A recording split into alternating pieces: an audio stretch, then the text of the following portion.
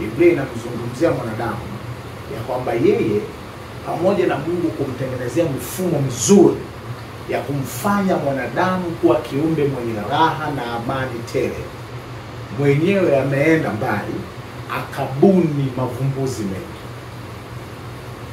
Katika somo la leo tunasema ikumbuke starehe takatifu. Ikumbuke starehe takatifu. Kabla tujaingia kwenye vipengele takribani 8 vya kwa nini uikumbuke starehe takatifu, niseme mambo mawili. Jambo la kwanza ni kile ambacho nimeanza kukisema mwanzo. Kusoma kitabu cha Mhubiri 7 na ule mstari wa 29. Mhubiri 7 mstari wa 29 anasema hivi: tazama, hili tumeliona, Mungu amemfanya mwanadamu mnyofu, lakini wamebuni mavumbuzi mengi sana. Katika eneo ambalo mwanadamu amebuni vitu vingi sana, akili yake imejishughulisha kubuni namna nyingi sana, ni eneo la burudani na starehe. Wanadamu kila siku wanabuni namna za ajabu sana za kumfanya aburudike na starehe. Wamebuni vitu vingi sana. Mungu amemtengeneza mwanadamu amenyoka, lakini amebuni vitu vingi sana. Sasa leo nataka tu nikukumbushe moja ya kitu ambacho Mwenyezi Mungu alikuumbia kwa kunyoka kabisa, ambacho wengi kwa kukiacha wameenda kubuni vitu vingi sana vya kukava gap la kuacha mbaraka huo ambao Mungu ameutengeneza, na mwisho wake maisha ya watu wa namna hii yamekuwa ni maisha ya huzuni sana, maisha ya majuto sana, maisha ya kupishana na furushi na baraka za Mungu. Moja ya zawadi bora ambayo Mungu alimpa mwanadamu tumesema ni Roho Mtakatifu. Lakini moja ya kitu kizuri na bora ambacho Mungu alikitengeneza mwenyewe kwa ziada, lakini mwanadamu kwa kubuni mavumbuzi mengi amekipuuza au tunakifanya kwa uhafifu, ni jambo ambalo limeelezwa katika kitabu cha Mwanzo 2 na ule mstari wa 1 mpaka wa 3. Mwanzo 2 mstari wa 1 mpaka wa 3. Hili ndio jambo la pili ambalo nataka niseme nalo. Kiacha la kwanza la mavumbuzi, la pili ni hili la Mwanzo 2 mstari wa 1 mpaka wa 3. Wasema, basi mbingu na nchi zikamalizika na jeshi lake lote, na siku ya 7 Mungu akamaliza kazi yake yote aliyoifanya. Akastarehe siku ya 7, akaacha kufanya kazi yake yote aliyoifanya. Mungu akaibarikia siku ya 7, akaitakasa, kwa sababu katika siku hiyo Mungu alistarehe, akaacha kufanya kazi yake yote aliyoiumba na kuifanya. Hapo kuna mambo makubwa matatu ambayo lazima tuyatafakari ili yakusaidie kukua kiroho. Lakini kabla tujachanganua haya mambo makubwa matatu ili tuende kwenye yale mengine 8, naomba tumuunganishe Yesu kwenye huu ujumbe. Biblia inasema katika kitabu cha Wakolosai ya kwamba Yesu ndiye ameumba kila kitu. Hakuna kitu ambacho kimefanyika pasipo yeye. Hata Yohana 1 ameelezea. Miongoni mwa kitu ambacho Yesu alikiumba kwa umakini mkubwa, hiki ambacho tumekisoma katika Mwanzo 2:1 mpaka 3. Na ni eneo ambalo limetengenezwa siasa nyingi sana na propaganda nyingi sana za kiroho. Lakini Yesu analizungumzia vizuri katika kitabu kile cha Marko 2 mstari wa 27 mpaka 28. Marko 2:27 na 28. Biblia inasema hivi: akawaambia, Sabato ilifanyika kwa ajili ya mwanadamu na si mwanadamu kwa ajili ya Sabato. Basi Bwana wa Adamu ndiye Bwana wa Sabato pia. Mwana wa Adamu ndiye Bwana wa Sabato pia. Sasa ili ujue ni lini Bwana alifanya Sabato kwa ajili ya mwanadamu, lazima urudi Mwanzo 2:1 mpaka 3. Ndipo mwanadamu anapoanza. Hakuwa Myahudi, maana istarehe ilimkusudia mwanadamu na si Myahudi. Myahudi ni watu wachache ambao Mungu aliwachukua ili awatumie kama shamba darasa la kiroho. Baada ya wao kuwa wameshaiva, watoke wasambaze mambo haya mazuri ulimwenguni mote. Kwa bahati mbaya, Yesu anasema, mara ngapi nimejaribu kuwakusanya kama vile kuku wakusanyavyo vifaranga, lakini mmekataa. Habari njema ni kwamba habari hii njema ambayo walipewa Wayahudi, Biblia inasema amefungua Yesu kwa dunia nzima.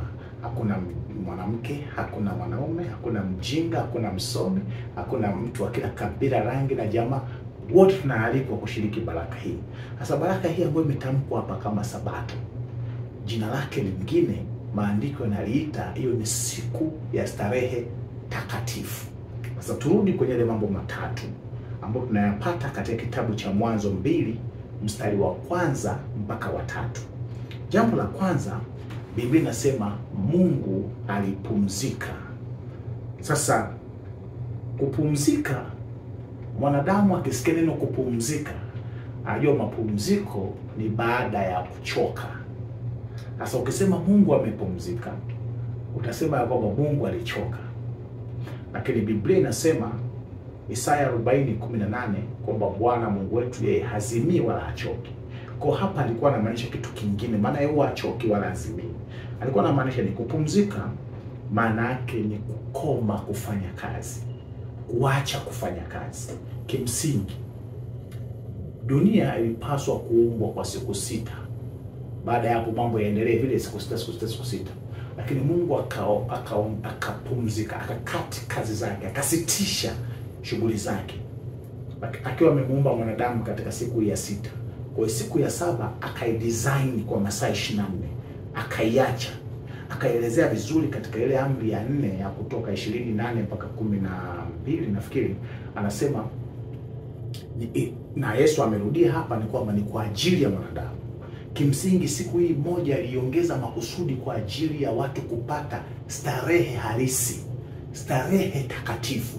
Yaani kimsingi siku 6 utafanya kazi na siku moja ya 7 ni kula bata la kiroho, starehe takatifu. Sasa alipumzika kwa maana ya kwamba alikomesha shughuli zake, kwa akitoa fundisho kwa mwanadamu yeyote popote alipo duniani ya kwamba watu waweze kufuata.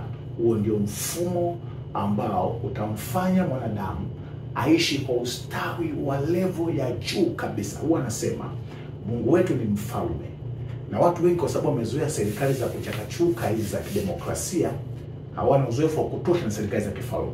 Mfalme, jambo la kwanza, mfalme aliyeonekana amefanikiwa ni yule ambaye utaona watu wake wana raha, wanafurahi, wanastarehe. Kwa mfalme wa wafalme, kwa akili za kiungu za viwango vya juu kabisa kuliko binadamu wa kawaida, akamdizainia mwanadamu kitu kama hichi. Kwa kimsingi aliumba dunia kwa siku ya 6, na siku ya 7 Mungu hakuumba weekend. Siku ya 7 ya Sabato Mungu wako akaiumba siku maalum, kisha akafunga wiki nzima.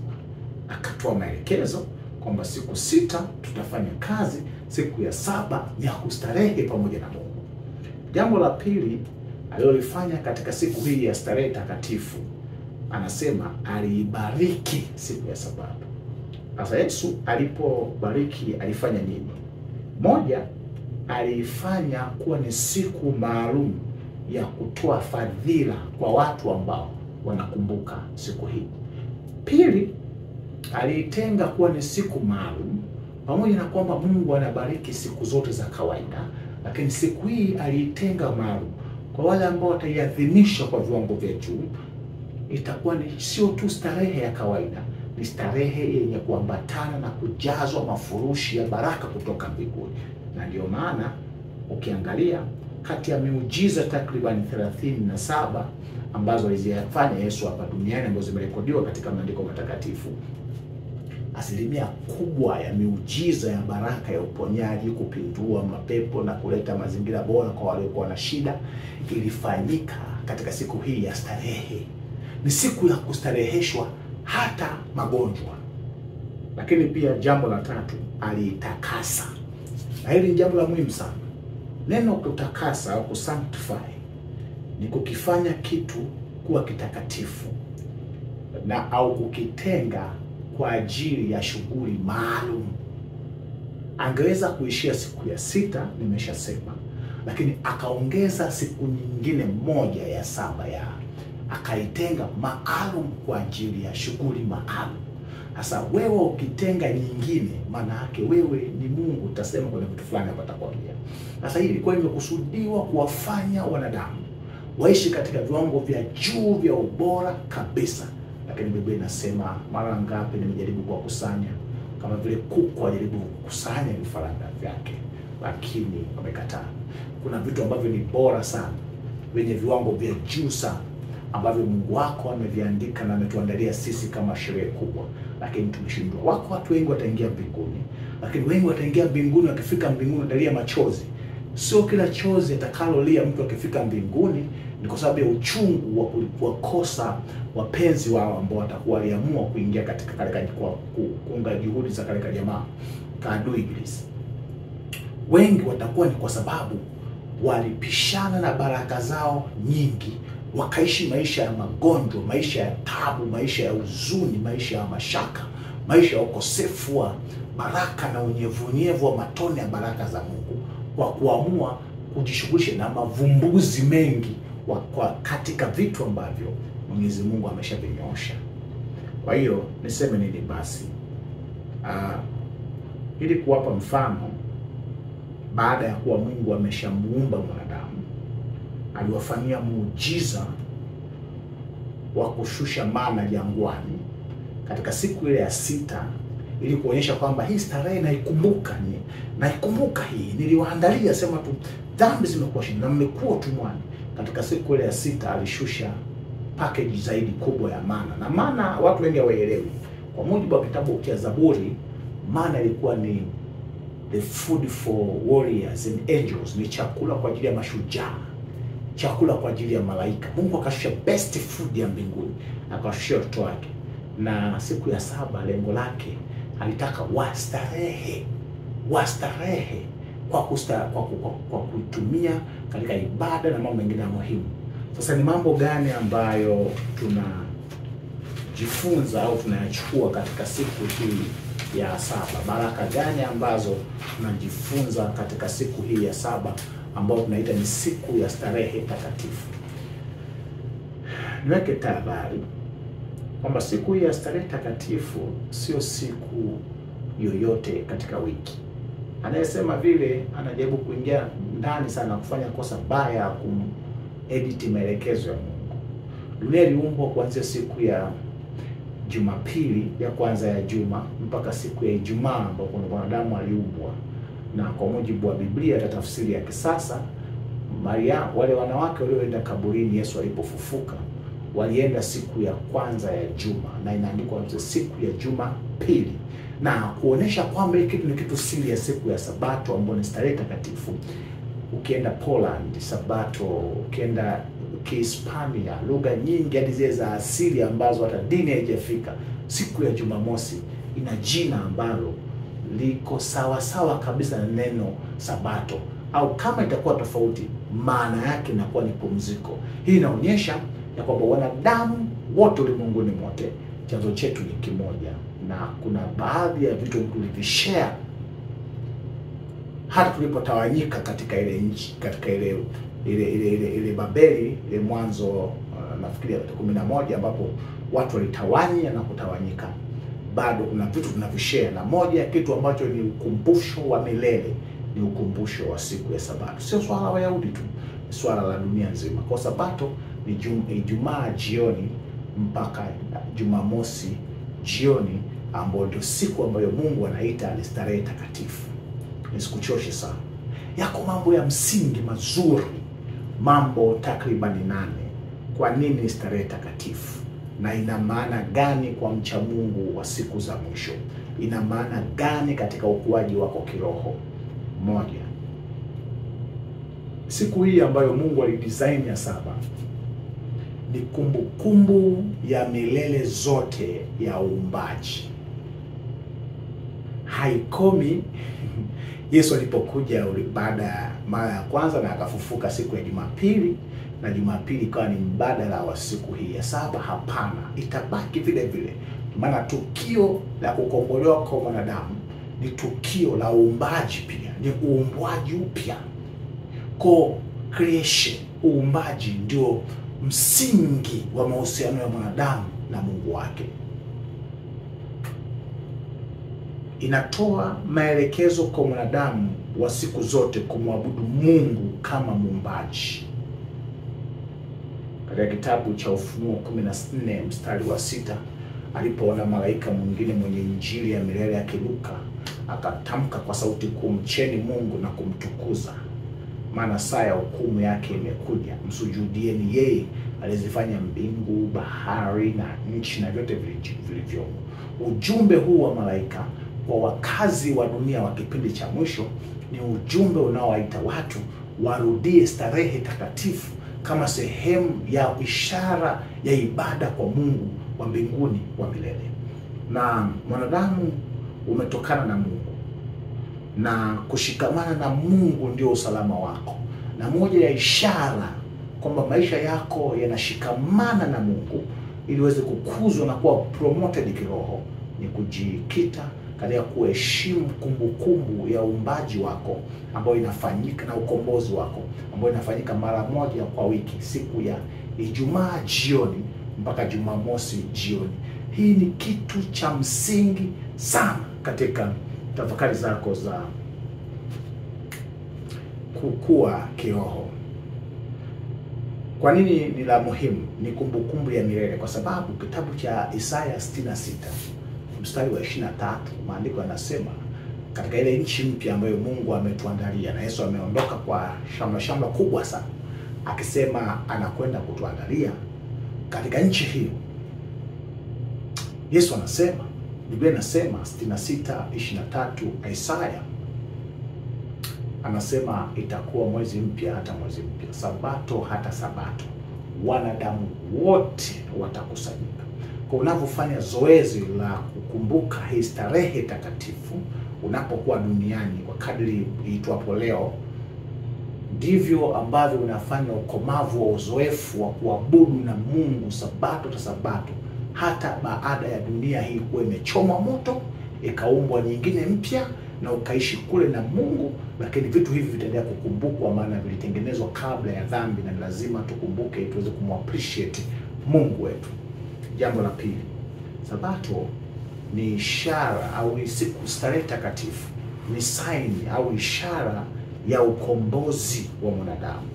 Kitabu cha Kumbukumbu la Torati 5 na ule mstari wa 15, maandiko yanasema, nawe utakumbuka ya kuwa wewe ulikuwa mtumwa katika nchi ya Misri, na ya kuwa Bwana Mungu wako alikutoa huko kwa mkono wenye nguvu, na mkono uliwanyoshwa. Kwa sababu hiyo Bwana Mungu wako alikuamuru uishike sabato. Kwa hiyo alipowatoa watoto wake Misri, akaongeza sababu nyingine, sio tu kukumbuka kwamba wao waliumbwa na Mungu na wanapaswa kumwabudu Mungu aliyewaumba. Ameunganisha kwa kipengele cha ukombozi. Ndio maana nimeshasema hawezi kutenganisha ukombozi na uumbaji. Anasema sababu nyingine ya kuishika na kuikumbuka hii starehe takatifu ni kwamba wewe umekombolewa. Waisraeli walitolewa Misri, wakaletwa jangwani, wakaenda Kanaani. Hata wewe unatoka katika Misri ya dhambi ya dunia hii, mambo ya adui Ibilisi. Yesu anasema akatuhamisha. Wana wa Israeli walikuwa chini ya mfalme wao mkuu, rais wao alikuwa ni Shetani ambaye alikuwa anawakilishwa na Farao. Akawahamisha, akawaleta katika ufalme wa yeye Mungu mwenyewe kwa mfalme wao. Na sisi Yesu alitutoa katika ufalme wa Shetani halisi ambaye ni Farao halisi, akatuhamisha, akatuleta katika ufalme wake wa utukufu wa mwana Yesu Kristo, ambao kwa huu sasa hawa waliambiwa aliwapa sabato kama ukumbusho wa ukombozi wao kutoka Misri, na sisi tumeendelea kuiamini hii maana. Ni ishara pia ya sio tu uumbaji, ni ukombozi pia.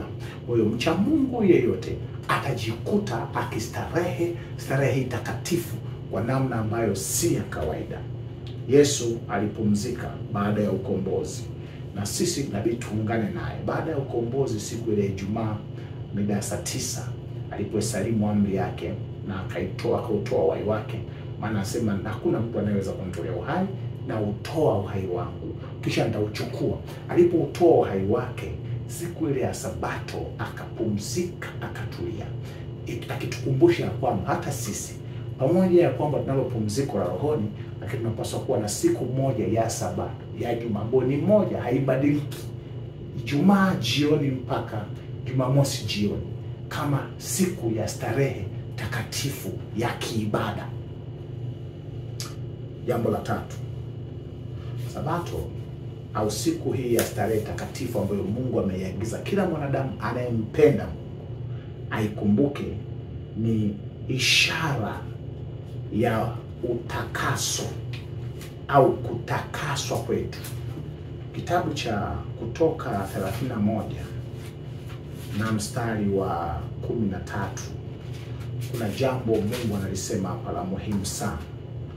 13 anasema, 31 anasema, kisha nena wewe na wana wa Israeli na uambie, hakika mtazishika Sabato zangu, kwa kuwa ni ishara kati ya mimi na ninyi katika vizazi vyenu vyote, ili mpate kujua ya kuwa mimi ndimi Bwana ni watakasaye ninyi. Sasa naomba unielewe vizuri. Ishara ya uwezo wa Mungu wa kutakasa. Kutakasa maana yake ni kusafisha. Kutakasa maana yake ni kugeuza, ni kubadilisha mfumo wako wa maisha. Unapoikumbuka Sabato, unamtambua Mungu Bwana, na Bwana maana yake ni Yesu Kristo, ambaye ndiye Bwana wa mabwana na Mungu wa miungu, ya kwamba ndiye pekee amenifikisha hapa nilipo kiroho. Maadili niliyo nayo mimi ni kwa sababu ya Yesu. Sherehe ya kumbukumbu ya tukio hili kubwa ambayo Yesu amelifanya ndani yako, unapaswa uikumbuke. Sherehe tunaisherehekea kila siku, lakini Yesu akatenga siku moja ya ziada, mara moja kwa wiki, uitumie kusherehekea uwezo wa Mungu wa kutakaswa. Kutakasa wewe ni ishara ya uwezo wa Mungu kutufanya sisi tusiwe watakatifu kuwa watakatifu. Siku hii ya 7 ya juma ya starehe takatifu, kwa mujibu wa kitabu cha Hebrew, Waebrania 13 na ule mstari wa 12, inaenda ndani zaidi. Ni ishara ya uweza wa damu ya Yesu. Ni sherehe, ni sikukuu ya kushangilia uweza wa damu ya Yesu kutakasa usugu wa maisha yetu na kutufanya kuwa wenye kufaa machoni pa Baba Mungu wetu. Waebrania 13:12, maandiko yanasema, kwa ajili hii Yesu naye, ili awatakase watu kwa damu yake mwenyewe, aliteswa nje ya lango. Biblia inasema utaikumbuka Sabato zangu zipate kuwa ishara kati ya utakaso, mpate kujua ya kuwa ndimi mimi Mungu ni watakasaye. Baada ya kipindi hiki ambacho Mungu anasema maagizo haya atayaandika ndani ya mioyo yetu sisi wanadamu, ina habari njema sana kwa kumpendwa, ya kwamba unaposherehekea, unapotenga siku ya 7 ya juma kwa ajili ya sherehe ya utakaso kati yako na Mungu, jinsi anapokuendelea kukufanya kuwa bora, ni ushahidi ya kwamba unaamini hivyo nilivyo ni matokeo ya kazi ya damu ya Yesu kwenye maisha yangu. Wengine watafanya hivyo ni matokeo ya maamuzi yao na watu walioelekeza kufanya hayo wanaofanya. Usijiingize kwenye mikubwa ya kiroho mpendwa. Tunaishi katika nyakati za mwisho kabisa kabisa. Kila mwanadamu mwenye akili timamu anafanya maamuzi ya kukaa na kutafakari, hivi ninachokifanya ni maelekezo ya Mungu au ni misimko ya kipropaganda za kibinadamu? Mrudie Mungu wako. Na jambo la 4 ni ishara ya utii. Unaposherekea sikukuu hii takatifu ya Jumamosi, ya siku ya mwisho ya wiki, ni ishara ya utakaso, na nimesema ni ishara ya utii. Kama Eva na Adam waliwekewa mti wa katikati kama kipimo cha utii wao kwa Mungu, na sisi wanadamu Mungu alituwekea amri ya katikati, amri ya Sabato, ambayo ni pumziko takatifu. Achilia faida zilizomo, lakini pia kaeleza kwa maelezo marefu sana ili ipate kuwa ni kipimo chetu cha utii. Hivi mimi na wewe tunapojipima kwa Mungu, kuna vitu tunapungua, hasa kwenye eneo hili tunapungua sana. Hata mimi naomba Mungu anipe neema kila siku nipate kuweza kukidhi vigezo vya kumfurahia Mungu katika starehe hii kama ambavyo amekusudia. Nikuombee kwa Mungu. Hata wewe nakutia moyo. Hata wewe inabidi uwe makini. Uwe makini kwa sababu ulimwengu umegawanyika katika makundi mawili makubwa, na haya ndio Yesu atayakuta katika siku za mwisho. Kundi la kwanza ni la Ufunuo 14 mstari wa 12, ambaye kundi hili maelezo yake anasema hapo ndipo penye subira ya watakatifu hao wazishikao amri za Mungu na kuwa na imani ya Yesu. Kundi la pili ni Ufunuo 14 mstari wa 9, nasema na mwingine malaika watatu akawafuata akisema kwa sauti kuu, mtu awaye yote akimsujudu huyo mnyama na sanamu yake na kuipokea chapa katika kipaji cha uso wake au katika mkono wake. Anasema kwa maneno machungu sana chini hapa, siwezi kuyasema kwa sasa. Unapokumbuka starehe takatifu, ni ishara ya utii kwamba Mungu alichotuandalia ni bora na tuko tayari kukifuata. Unapotengeneza cha kwako kingine cha siku nyingine ya kwanza ya juma au siku ya 6 ya juma au nyingine yoyote nje ya kile ambacho Mungu ameagiza, unasema ya kwamba mimi simtii Mungu na watii wanadamu waliokaa na kubuni vitu hivi nje ya mfumo wa Mungu. Waliotumia dhana kwamba nadhani Yesu kufufuka siku ya kwanza ya juma. Ina maana sana dhana. Biblia inasema mwanadamu ataishi kwa kila neno litokalo kinywani pa Bwana. Jitahidi kuwa makini kiroho ili usije ukaingiza kwenye mikumbo ya kiroho ya kudhani. Wazee fulani wa Kikristo wa zamani walidhani. Acha mambo ya kudhani.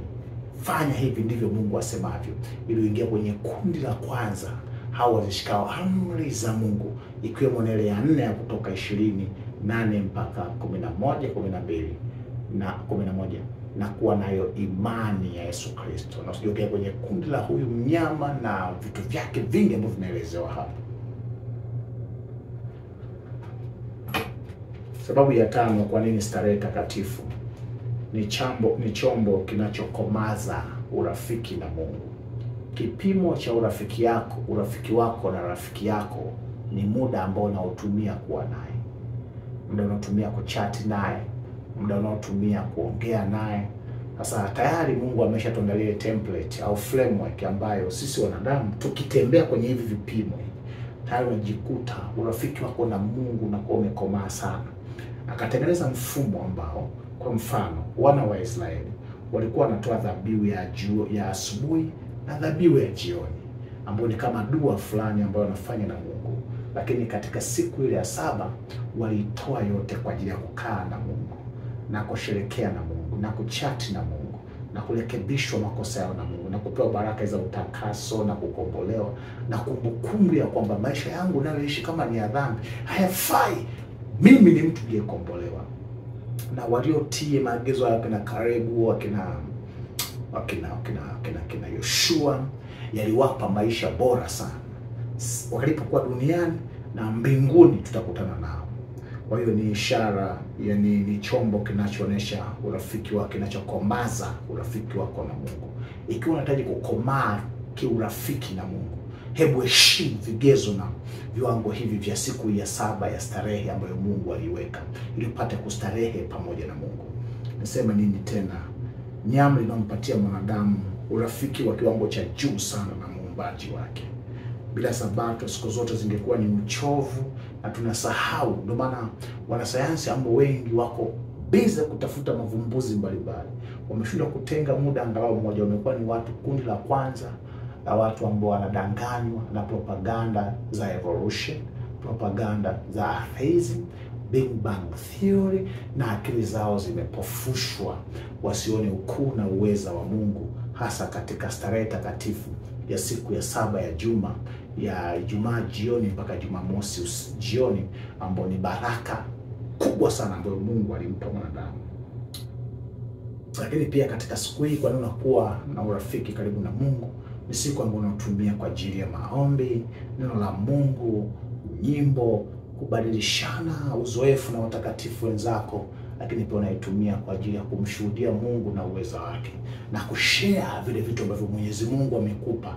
Unapoona Mungu amekupa kitu bure, hekima, karama na ujuzi mtakatifu, na ukashare na yatima, ukashare na wajane, ukashare na matajiri wasiomjua Mungu, maskini waliokata tamaa, nguvu zako za urafiki na Mungu zinakuwa ni nguvu zilizo imara sana.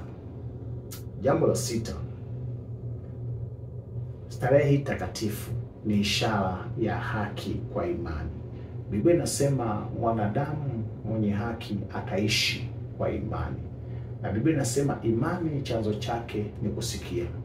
Na Biblia inasema jambo lolote kufanya pasipo imani ni dhambi. Kwa ukitengeneza siku yako nyingine, au katengenezewa au karithishiwa na wakuu wako wa dini au viongozi wa kiroho, kwa sababu ya propaganda nyingine nyingi watakazozitolea sababu, ni ishara, ni haki zako wanazipata kwa matendo ya ujuzi na ubunifu wa kibinadamu. Wanaokumbuka siku hii ya 7 ya starehe takatifu, ni ishara kwamba watu hawa kweli wanaamini ya kwamba haki yao wanaipata kwa imani, na imani chanzo chake ni kusikia, na kusikia huja kwa neno la Mungu. Nao wameisikia siku fulani ndani ya Biblia, wameamua kuitii kama ishara ya uhusiano wao na Mungu, na inaonyesha kwamba kabisa wewe umeamua kuishi kwa Mungu amesema, na si kanisa limesema, na si mbona haingii kwenye akili. Unasema mimi naishi kwa sababu Yesu alisema ilikuwa ni Sabato au siku takatifu hii ya Ijumaa jioni mpaka Jumamosi jioni ilikuwa ni kwa ajili ya mwanadamu. Akatokea mwanadamu mwingine akasema Jumapili au siku nyingine ndio ilikuwa siku hiyo maalum ya kupumzika. Unasema hii ni kitu kizuri, umetoa wazo bora sana, lakini ni ishara ya kwako, lakini ishara huyu mwabudu kwamba ninamwabudu Mungu kwa imani katika neno lake ni Sabato. Lakini Sabato haitufanyi sisi tuhesabiwe kuwa na haki. Sabato ni ushahidi ya kwamba sisi tunaishi, haki yetu ni kutokana na imani katika neno la Bwana Mungu wetu. Jambo la 7 ni ishara ya kupumzika katika Kristo. Kama kuna jambo la muhimu sana katika kusherehekea baraka hii ya starehe takatifu ya siku ya 7 ya juma, ni ishara ya pumziko la ndani yetu katika Kristo Yesu. Sababu Sabato ni kumbukumbu la safari ya wana wa Israeli kutoka utumwani Misri na kwenda kupumzika, kuresti katika ile nchi ya ahadi ambayo ilikuwa ni Canaan. Bwana Mungu anasema angaliwapa siku nyingine. Walipokuwa Canaan, Mungu alitarajia ni watu wa kupumzika maisha yao yote katika mizigo ya moyo wao, huku wakionyesha ishara ya nje ya pumziko lilo ndani yao kwa kila mara moja kwa wiki, kukumbuka ishara hii ambayo iliwekwa zamani wakati Mungu alipomuumba mwanadamu akiwa hana uchafu wowote, hana dhambi yoyote. Mwanadamu, Yesu anaposema mwanadamu Sabato ilijengwa, iliundwa kwa ajili ya mwanadamu, wakati kule ndipo ambapo hii hali ilikuwa ni nzuri sana, ambayo siku ya moja ya wiki, licha ya kazi ya kuilima bustani ambayo Mungu aliwapa, licha ya kila siku jioni walikuwa wanakutana na Mungu wao, lakini walikuwa wamewekewa siku nzima ya kukaa na kuchat na Mungu na kushare na kushangaa uzuri wa kazi ya Mungu na kumbukumbu na tukio la wao kuwa wao ni viumbe na Mungu ni muumbaji. Kwa hiyo kupumzika, anasema Sabato ni ishara ya ukombozi kutoka dhambini, kuingia katika pumziko la kiroho, pumziko la kiungu, ndani ya mioyo yetu. Kila anayetunza Sabato kwa imani kabisa, starehe takatifu ni starehe inayochipukia kutoka katika ndani ya moyo wake, kwamba ndani yake kuna kitu kimetokea, kuna pumziko anayoenjoy ndani ya moyo wake. Ajapokuwa kazini, kama ni seremala, kama ni mwandishi, kama ni msomi, injinia, amepanda kwenye ngazi, anafanya kazi kwa juhudi, huku ndani hana wasiwasi, maana amepumzishwa na Yesu. Na anafika kipindi anakomesha shughuli zake za kipato na za mikono, anatulia na Bwana masaa 24. Waebrania 4 au mstari wa 9 na 10 anasema hivi: basi imesalia raha ya Sabato kwa watu wa Mungu, kwa maana yeye aliyeingia katika raha hiyo amestarehe mwenyewe katika kazi yake, kama vile Mungu alivyostarehe katika kazi yake. Napo katika raha ya Sabato, raha ya sikukuu takatifu ya starehe hii takatifu, ni ishara kwamba umestarehe mwenyewe katika Bwana. Niseme nini basi? Niseme nini basi? Ni ishara ya raha ya pumziko kutoka katika dhambi. Sabato tu sio kwamba ni kumbukumbu ya dhambi, ya kutolewa dhambini, lakini ni ishara ya nje ya kile ambacho kimetokea ndani yako.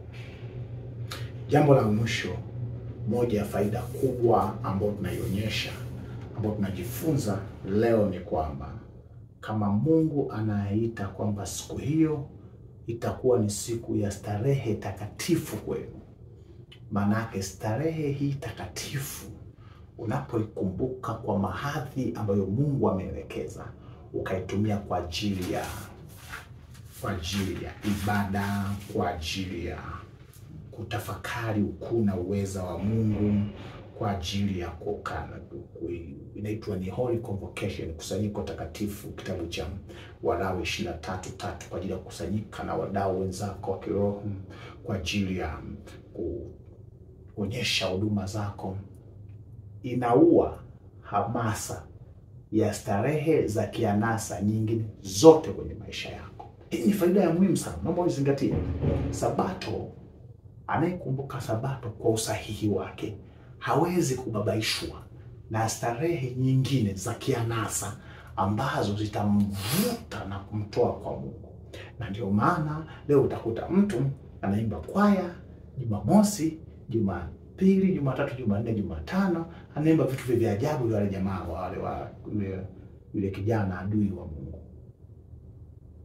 Kwa nini? Kwa sababu bado ameingia kwenye vitu ambavyo havimpi starehe halisi. Mungu alidesign hii iweze kuwa ni baraka kwako. Nikupe wito. Je, na wewe unasema nimegundua hii kitu ni nzuri na ni powerful sana, ninaomba Mungu anisaidie, anipe namna bora ya kuikumbuka, isiwe tu kama agizo la kidini, nisiende kwa sababu nikaonekana mimi ni mpagani. Iwe ni kama starehe takatifu kabisa. Nataka nikutie moyo, ukiingia na huu mtazamo, hata wale ambao wanajiita ni wa Sabato utawakuta kanisani, watakuonea wivu, maana hautakuwa mtu wa kawaida. Na Mungu atakupa ubunifu mwingine bora wa namna ya kusherehekea sikukuu hii, ambayo itakufanya uwe karibu sana na Mungu na uwe mtu wa maana sana. Ikiwa nasema nilikuwa nimeingia kwenye propaganda za watu na kuabudu Mungu siku ya kwanza ya juma ya Jumapili, au nimesumbuliwa na propaganda za Kiarabu na kuifanya Sabato kwa siku ya Ijumaa, au nimesikia zile propaganda za Uprotestanti ulioasi ya kwamba siku yote mtu anaweza kajiwekea tu. Lakini nimegundua kwamba Mungu alidesign baada ya siku 6, akadesign masaa 24 mengine kwa ajili yangu nipate hizo neema na baraka kubwa kubwa hizi 8. Na mimi nimeamua kuanzia sasa. Kwa hiyo Mungu anapenda sana watu wanaoamua. Na wanaochelewa kuamua wanaosha ni wakaidi. Unasema kuanzia sasa nimeamua. Mungu nisaidie niweze kutii ili agizo, ili nipate kufyonza utamu na asali na unono na uzuri uliofichwa ndani ya baraka hii ya siku ya Sabato, starehe takatifu. Mungu akubariki sana. Kwa uamuzi ambao umeuchukua, nataka nikutoe wasiwasi na kukuhakikishia kwamba hauwezi kuwa mtu wa kawaida tena, na utauona mkono wa Bwana.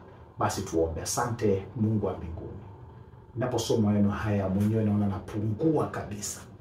Ninaomba Bwana unipe neema ya kufurahia maagizo yako. Unipe neema ya kuyatii kwa sherehe na kufurahia hata kama dunia nzima imegeuka.